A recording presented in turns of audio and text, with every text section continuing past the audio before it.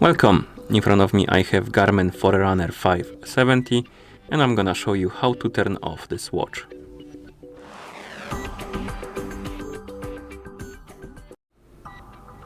To turn off this watch we need to first open the controls menu. So press and hold the light button, and once the menu appears on the screen you probably will see the power off option. If not, you can scroll through this menu by swiping on the screen, select the power off icon.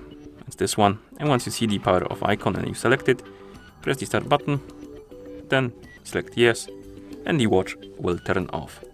And that's how you turn off this device. Thank you for watching. If you found this video helpful, please consider subscribing to our channel and leaving a like on the video.